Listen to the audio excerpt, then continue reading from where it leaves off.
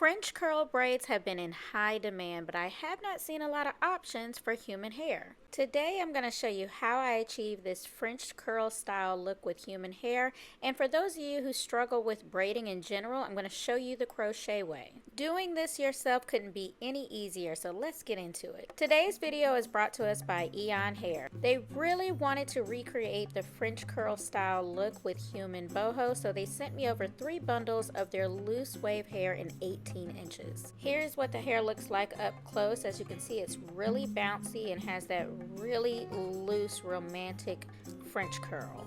Each bundle is 100 grams and I'll be using all 3 bundles today. Y'all know I can't do any braided style without prepping first, and look at how thick and full these bundles are. This is just one bundle in hand. I know a lot of people like to do this, but I am not a fan. Whenever I prep human boho hair, I do not like to put product on the ends because things can get really sticky. There's way too much product transfer onto the hair, and then once you finish the style, all of the hair is just sticky, and the only way to get it out is to shampoo it out. And I'm only going to use 1 pack of 32-inch braiding hair. Normally I would prep this for knotless, but I'm going to prep the pieces a little bit bigger because we're going to be crocheting them in.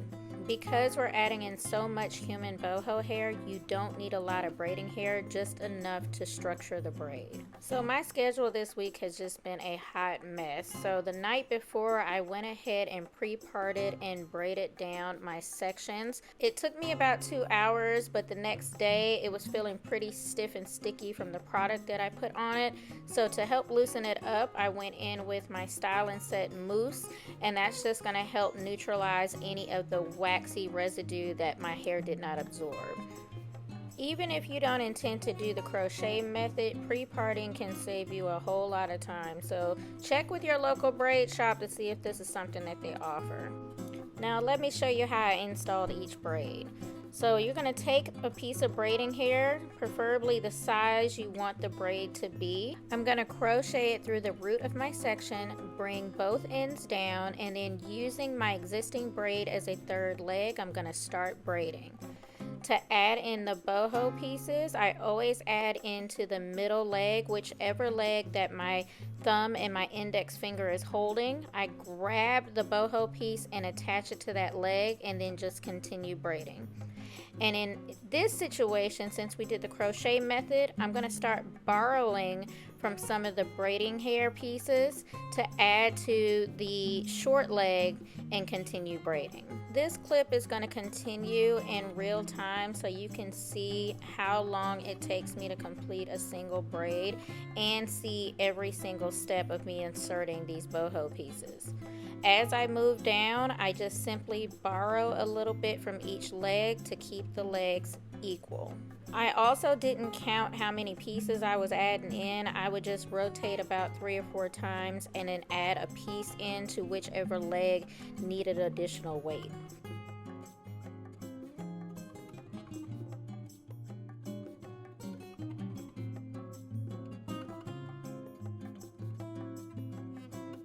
For the ends of the braids, instead of pulling one end out, I'm going to fold that piece downward and continue braiding until the flat piece is gone, and then we're going to burn and seal the ends so that I'm left with a curly end.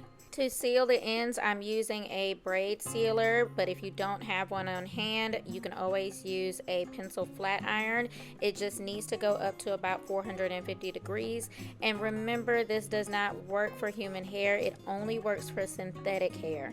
So if you're doing this 100% human hair, you're going to have to knot it and glue it. Once that's sealed, I just trim off any flyaways or any flat pieces sticking out.